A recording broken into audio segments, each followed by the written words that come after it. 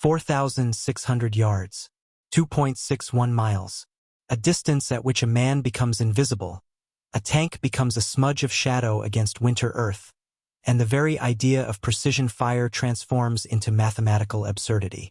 On December 1, 1944, near a forgotten German village called Beck, a 26-year-old lieutenant with minimal training looked through a telescopic sight marked far beyond its intended range and did something the doctrine said could not be done.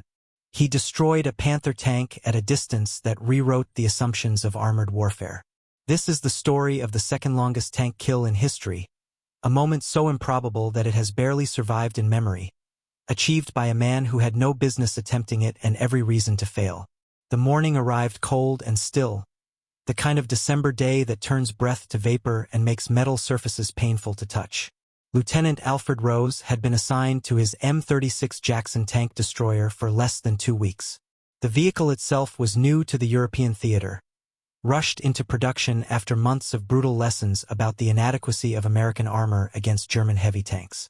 Rose's crew was not veteran. They had not fought through Normandy or the Bocage.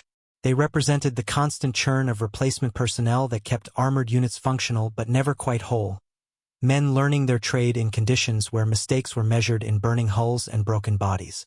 The M36 Jackson sat low in a defensive position northwest of Beck, its angular hull and open-topped turret silhouetted against pale sky. The vehicle embodied a philosophical compromise born from desperation.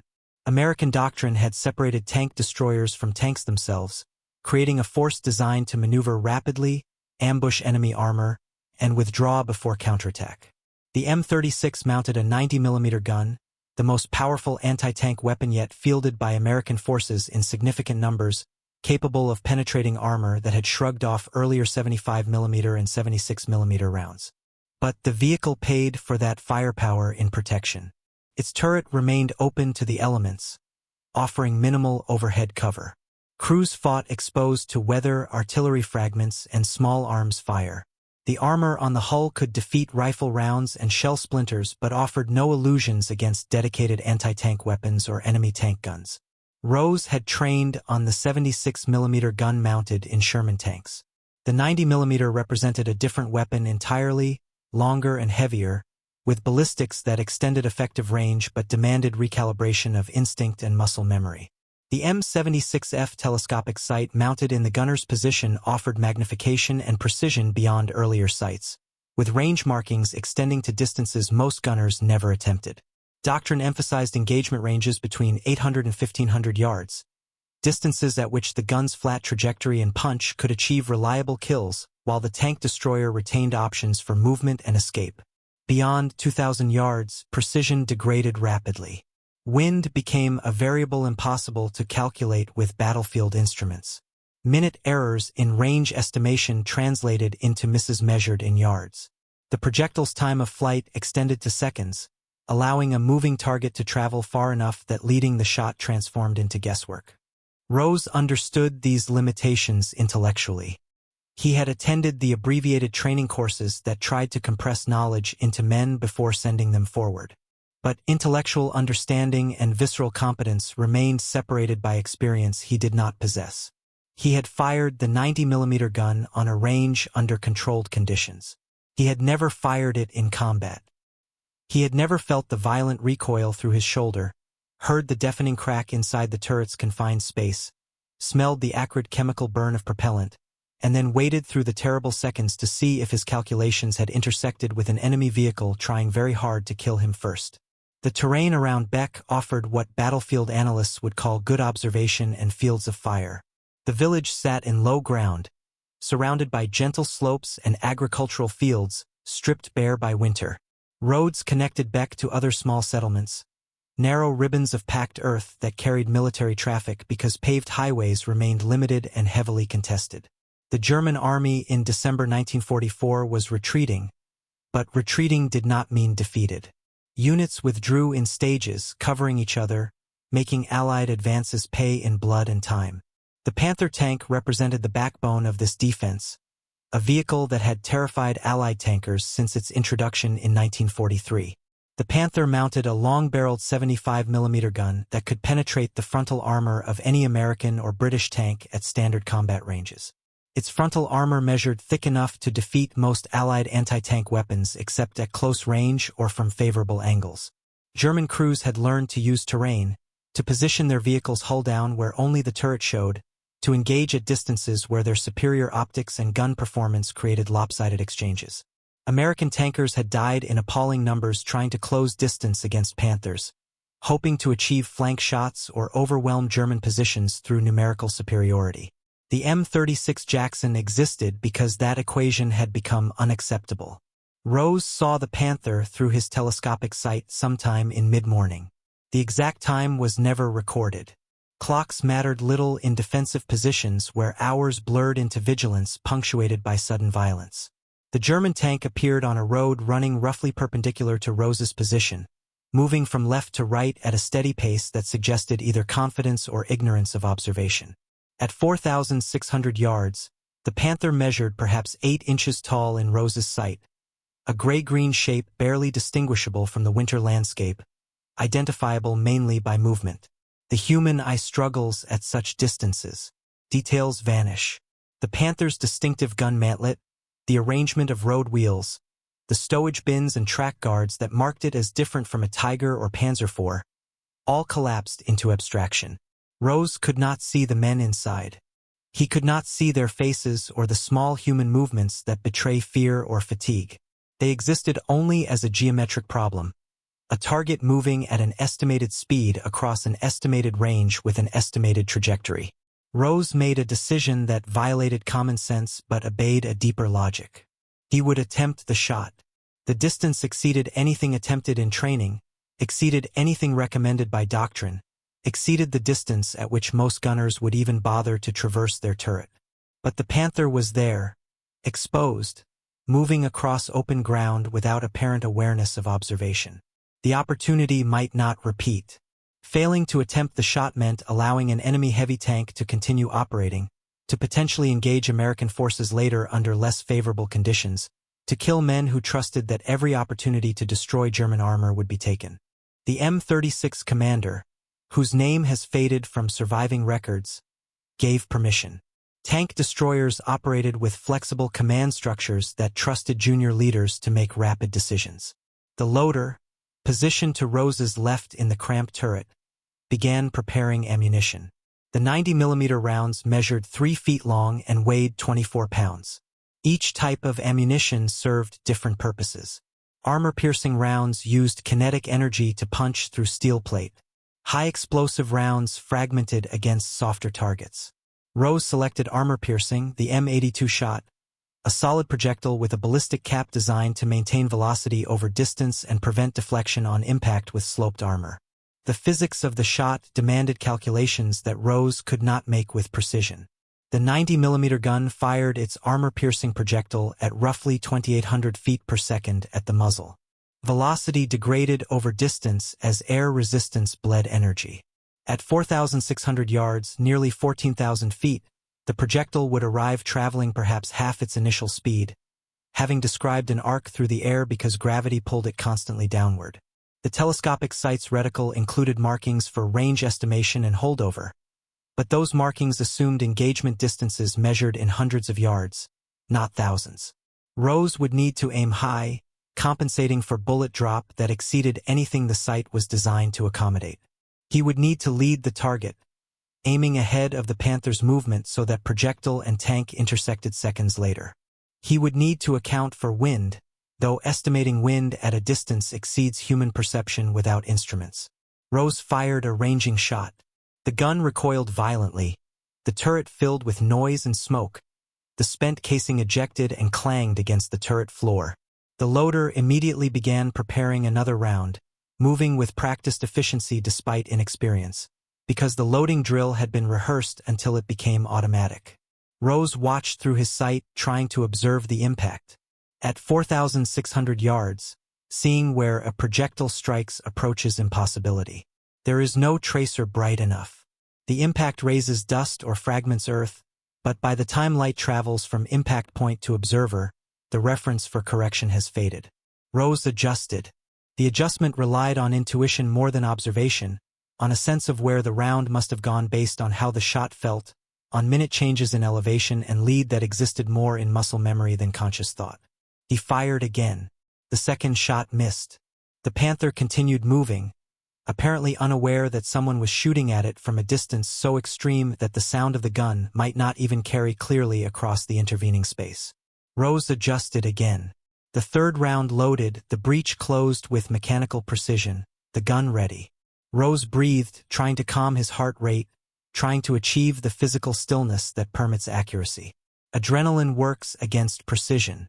The body wants to move, to act, to escape the moment. Shooting well requires suppressing those instincts, becoming still while everything inside demands motion. The third shot flew. The time of flight approached 5 seconds, perhaps longer, an eternity in combat where reactions are measured in fractions of a second. The M-82 projectile arced across nearly 2 3/4 miles of empty air, its trajectory shaped by forces Rose could approximate but not calculate. Wind pushed it fractionally. Gravity pulled it down in a smooth parabola. The hardened steel nose cut through air that resisted, that tried to tumble the projectile, that bled velocity with every foot traveled. The projectile struck the Panther's side armor at an oblique angle, penetrating. Side armor on a Panther measured 40 millimeters thick, sloped at roughly 40 degrees from vertical. Frontal armor approached 110 millimeters in places, capable of defeating most Allied anti-tank weapons at normal ranges. But side armor represented a compromise. Tanks cannot be heavily armored on all surfaces without becoming immobile. Designers accepted vulnerability from the flanks, betting that tactics and terrain would prevent such exposures. The Panther's crew had gambled that no threat existed at 4,600 yards. They lost the gamble. The penetrating projectile carried enormous kinetic energy despite velocity loss over distance. It punched through the armor plate, fragmenting the steel around the penetration hole, sending a spray of molten metal and armor fragments into the crew compartment. The projectile itself continued, tumbling now, its ballistic cap gone, smashing through interior equipment, through ammunition storage, through the thin metal partitions that separated the fighting compartment from the engine bay. Something ignited. Perhaps the projectile struck a propellant charge. Perhaps friction heat from the penetration ignited fuel vapors. Perhaps sparks from rending metal found something flammable in the close, chemical-rich environment of the tank's interior. The ignition cascaded. Ammunition in a tank is stored throughout the vehicle, distributed to prevent exactly this scenario but never entirely safe. One round cooking off triggers others. The explosion builds exponentially. Within seconds, the Panther ceased being a fighting vehicle and became a funeral pyre. The detonation was visible at 4,600 yards. A bloom of orange flame, a rising column of black smoke, the turret lifting slightly from the hull before settling back askew. The Panther stopped moving. No crew emerged. At the distances and temperatures involved in ammunition detonation, human survival becomes unlikely. The men inside died instantly or near enough that the distinction holds no comfort. Rose watched through his sight. The satisfaction of success mixed immediately with other emotions that combat veterans recognize but struggle to articulate. He had killed men. The distance made it abstract, made it possible to reduce the moment to professional achievement, but the reality remained. Inside that burning hull were bodies, men who moments before had been concerned with small things like cold and boredom and the chronic discomforts of life in an armored vehicle. They had families. They had names. They ceased to exist because Rose had made calculations and pulled a trigger at a distance so extreme that the shot should not have worked. The crew confirmed the kill visually. Other American units in the area confirmed the smoke column. After-action reports documented the engagement with unusual precision because the distance was so extraordinary that officers wanted verification. The range was measured carefully, using maps and subsequent ground observation. 4,600 yards. The figure was not estimated. It was confirmed. The engagement entered official records, survived the war in archives, and became part of the documented history of armored warfare.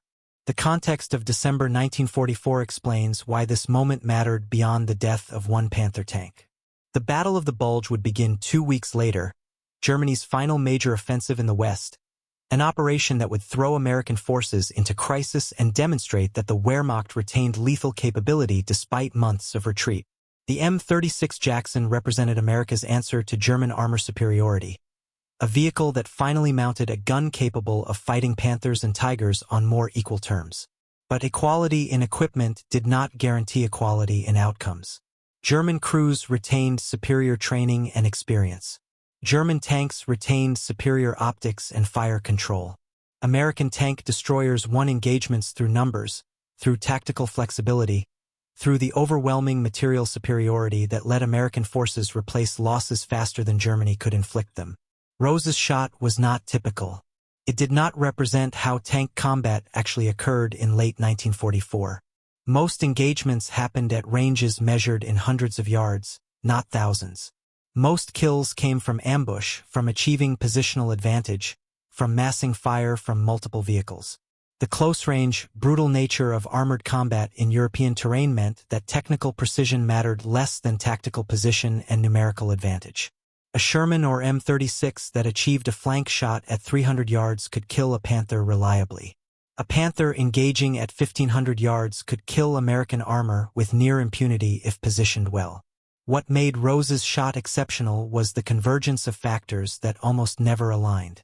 The extreme distance required perfect visibility.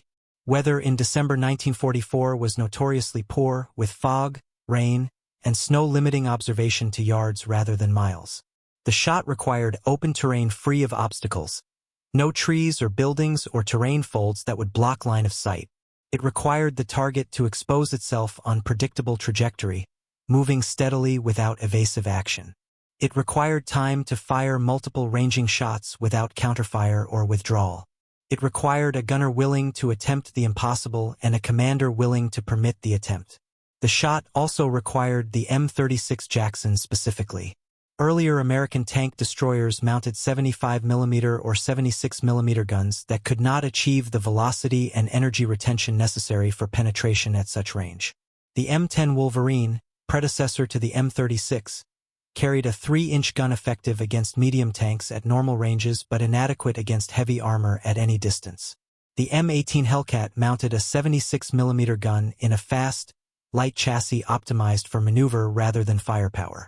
Only the 90mm gun on the M36 combined the ballistic performance and ammunition design necessary to remain lethal at extreme range. The ballistics tell a technical story that illuminates why the shot worked. The M82 armor-piercing projectile weighed roughly 24 pounds. Its hardened steel construction and ballistic cap allowed it to retain velocity better than lighter, less aerodynamic projectiles. Even after traveling nearly 3 miles, the projectile carried sufficient energy to penetrate 40 millimeters of armor at an angle.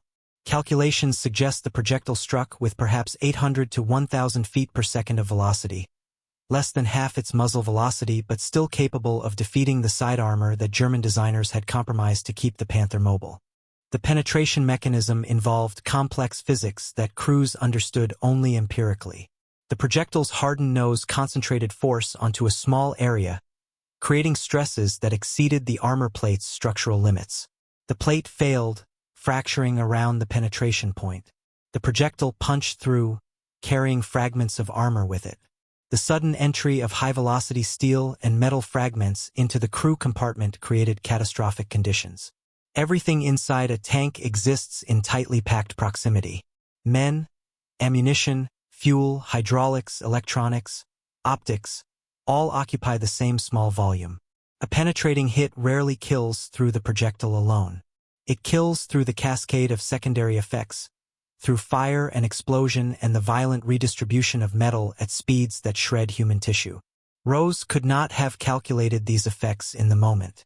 He understood only that a hit might achieve a kill, that the target was worth the attempt, that failing to shoot meant accepting the Panther's survival.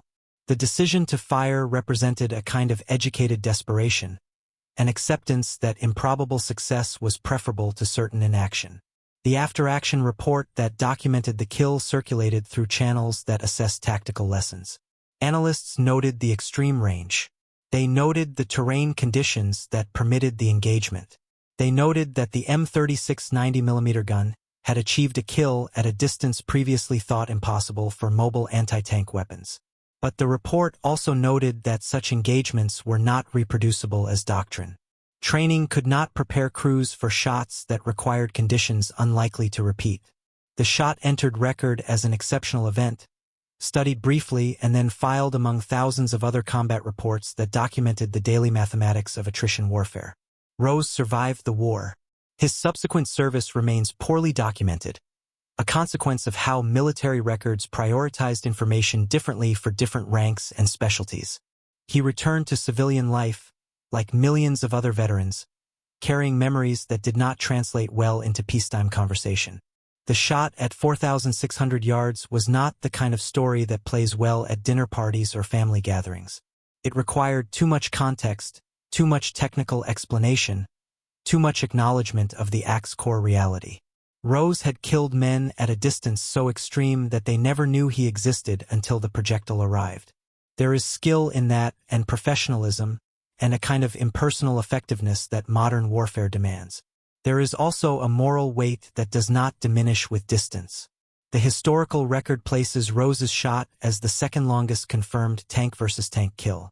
The longest, achieved by a British Challenger 2 tank during the Iraq War in 2003, occurred at roughly 4,700 meters under conditions of technological superiority so complete that comparison becomes meaningless.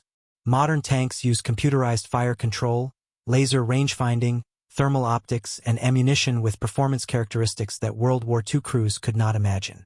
The Challenger 2 crew that achieved their record shot benefited from systems that automated much of what Rose calculated manually and instinctively. Other long-range tank kills have been claimed or suggested, but confirmation matters. Combat claims often prove unreliable. The fog of war creates false certainties. What a crew believes they hit at extreme range often turns out to be misidentification or wishful observation. Official records require verification, require ground observation or multiple witnesses or physical evidence that survives the chaos of battle. Rose's shot cleared that threshold. The range was measured. The wreck was observed. The kill was documented in reports that entered archives and survived. The shot did not change the war. One Panther destroyed in early December 1944 made no strategic difference. Germany possessed thousands of armored vehicles still, and would throw hundreds into the Bulge offensive weeks later. The Wehrmacht would continue fighting until May 1945, extracting a terrible price in lives for every mile of German soil occupied. Rose's shot was a tactical success, a local victory, a moment of precision in a vast and grinding conflict where precision was rare. But the shot revealed something about the outer limits of human capability under technological constraint. Rose achieved something that doctrine said could not be done, using equipment pushed beyond its design parameters, under conditions that should have made success impossible. The shot represented the intersection of skill, circumstance, and will that occasionally produces outcomes far outside probability's normal distribution. Military history is filled with such moments, most of them lost because the participants did not survive or because record-keeping failed or because the moment seemed insignificant until years later when someone realized its uniqueness. Modern tank warfare has evolved beyond the constraints that shaped Rose's world. Contemporary main battle tanks engage at ranges where World War II crews would have been blind. Fire control computers calculate ballistics instantly.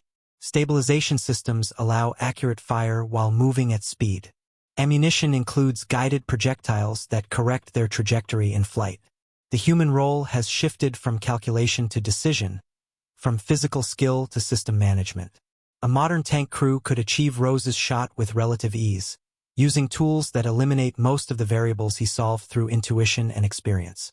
But technology's advancement does not diminish Rose's achievement. It contextualizes it. He operated at the edge of what was mechanically possible with 1944 technology, human vision, and manual calculation. The shot required him to transcend the tool's limitations through judgment and nerve. Modern tankers do not face that challenge because their tools have eliminated it. They face different challenges, operate under different constraints, but they do not need to aim at targets they can barely see through sights not designed for the distance. The ethics of long-range killing deserve consideration without becoming moralizing. Rose fired at a target he could not see clearly, at men he could not identify as individuals. The distance created abstraction that made the act of killing easier psychologically. Soldiers throughout history have understood this principle. It is easier to kill from a distance than close. It is easier to kill when the target remains impersonal, a shape rather than a face. Artillery crews and bomber crews experience this disconnection most acutely, killing en masse without ever seeing the results of their actions. But disconnection does not eliminate responsibility or consequence. Rose knew what he was doing. He knew that a successful shot meant men would die. The knowledge shaped his actions without preventing them. This is the essential compromise of combat, the acceptance that killing is sometimes necessary, sometimes justified, sometimes the only available choice in circumstances not of the individual's making. Rose did not start the war. He did not create the conditions that put him in an M36 Jackson facing a Panther tank at 4,600 yards. He operated within those conditions with the tools and options available. The Panther crew bears mention as well, not to create false equivalence but to acknowledge shared humanity. They were soldiers performing their duty as they understood it, defending territory their country had invaded and occupied. The Panther they crewed represented a weapon designed for aggressive warfare, built to support conquest and occupation. But the individual men inside did not necessarily share all the ideological commitments of the state they served. They were cold, tired, probably afraid, performing a job that had long since lost any glory it might once have possessed. They died because they were unlucky, because they moved across open ground at a moment when someone was watching from a distance they thought safe. December 1944 sits, historically, at a moment when the war's outcome was no longer in doubt but the fighting remained savage. Germany had lost strategically but continued fighting tactically with desperate skill. American forces had achieved material superiority but still died in numbers that challenged public support for the war's continuation. Every engagement, every tank destroyed, every position captured moved the endgame forward incrementally. Rose's shot contributed to that progression in the smallest possible way: one vehicle removed from German inventory, one small tactical success in a theater where thousands of similar successes accumulated into strategic victory. The shot's technical aspects fascinated military analysts and weapons designers. How could a projectile remain lethal at such range?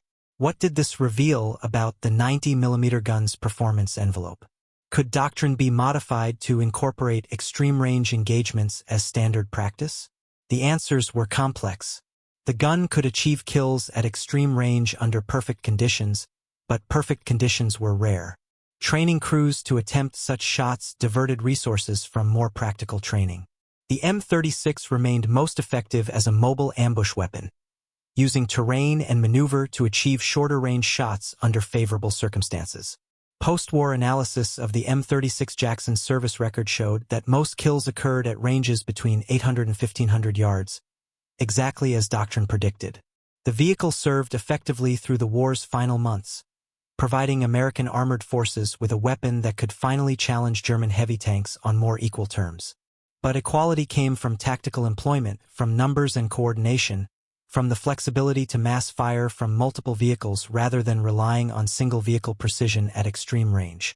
Rose's shot remained an outlier, a statistical anomaly that proved what was mechanically possible without changing what was tactically practical.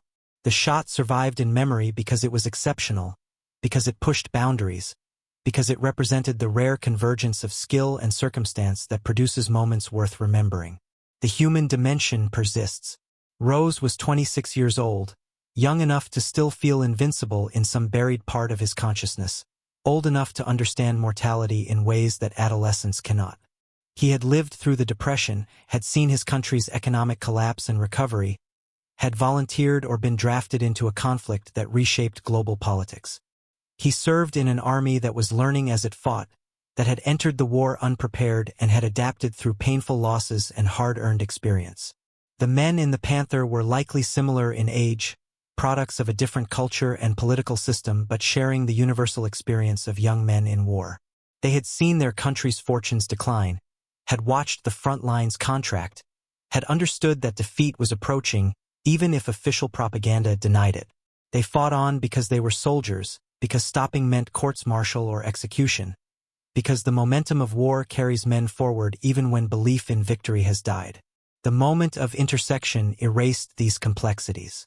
Projectile met armor, physics unfolded with mechanical certainty, and men died without time for final thoughts or words. The clinical description of ballistic penetration and catastrophic ammunition detonation cannot capture the human reality, but the human reality resists capture in language.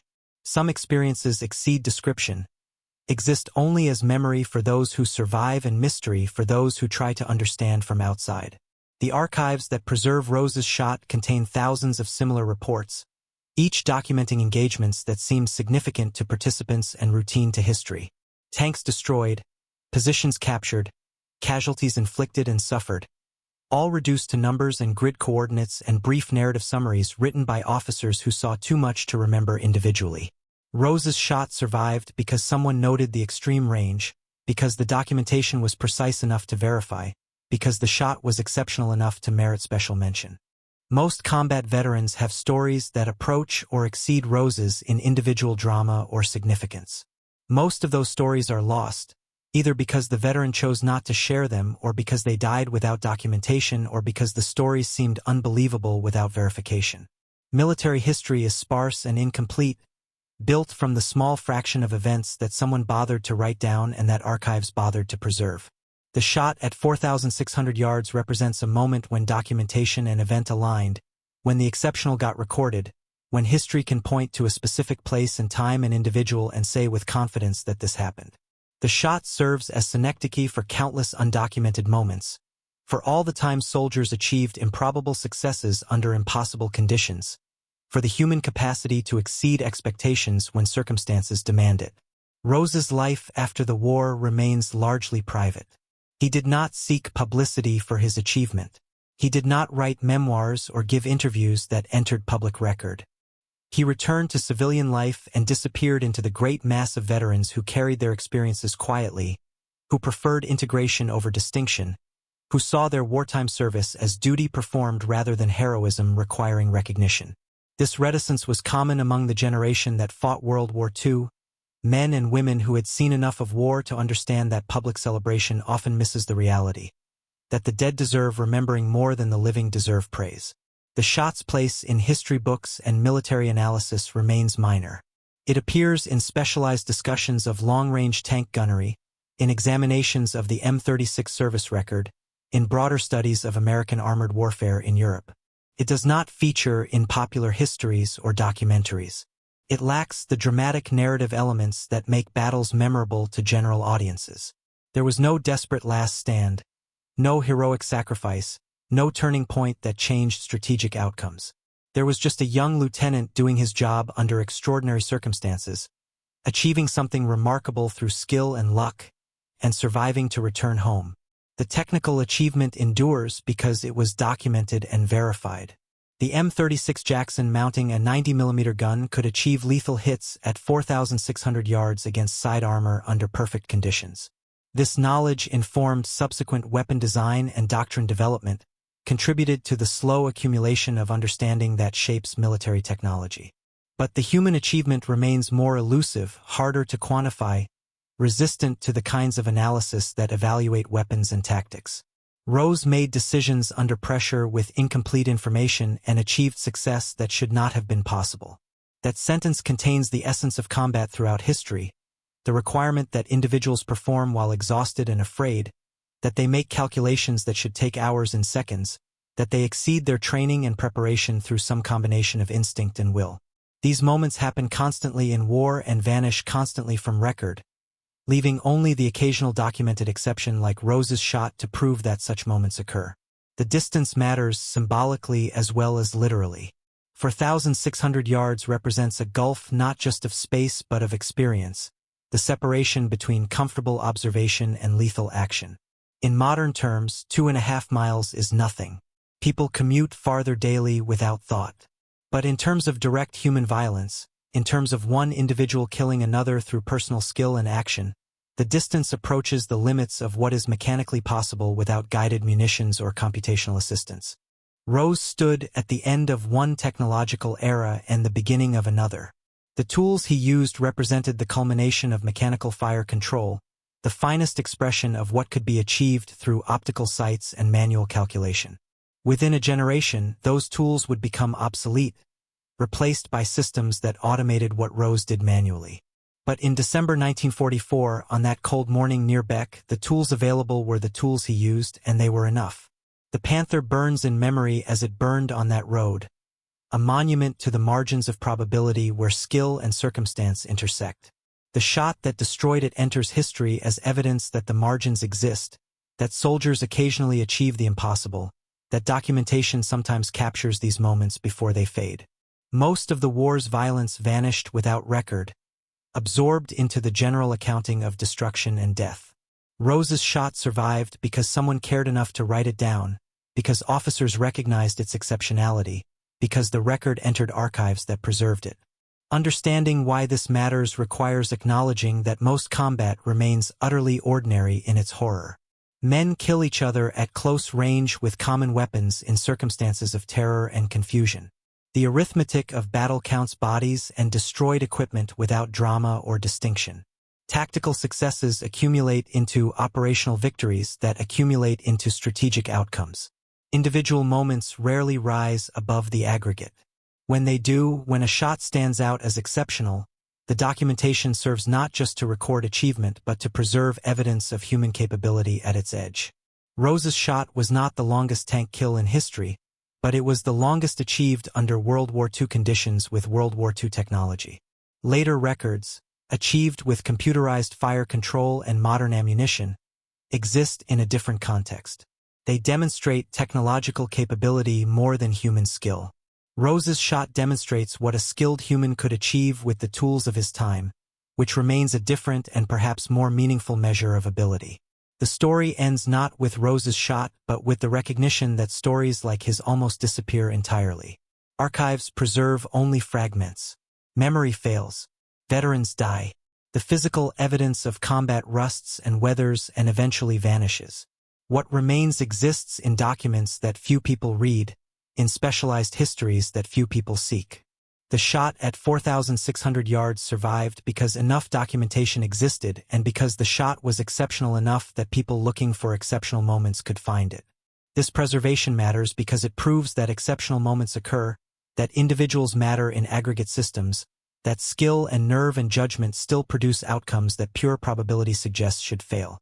The shot was impossible by reasonable assessment, and Rose achieved it anyway. That achievement stands as testament not to heroism or moral superiority but to human capacity under pressure, to the ability to perform when conditions demand performance and failure carries lethal consequences. The war ground on past Rose's shot. The Bulge offensive began 2 weeks later. American forces suffered grievously before counterattacking successfully. The M36 Jackson continued serving through the final months, destroying German armor in the gradual advance toward Berlin. More tanks burned. More men died. Rose's contribution was microscopic in that vast accounting, one kill among thousands, one moment among millions. But the moment was his, and it was exceptional, and it deserves remembering not because it changed outcomes but because it reveals what individuals could achieve when required. If you have stayed with this story to its end, you have spent time with a moment of history that almost vanished, a shot that should not have worked fired by a man who should not have attempted it. The shot succeeded because all the variables aligned for seconds, because skill met opportunity under conditions that were never repeated. Consider subscribing if these forgotten corners of history interest you, and leave a like if you believe moments like this deserve preservation. What other improbable achievements from history do you think remain buried in archives, undiscovered or undocumented? What makes a moment worth remembering when millions of moments vanish daily? Share your thoughts below, because every conversation helps ensure that the past remains more than abstract accounting of violence and loss.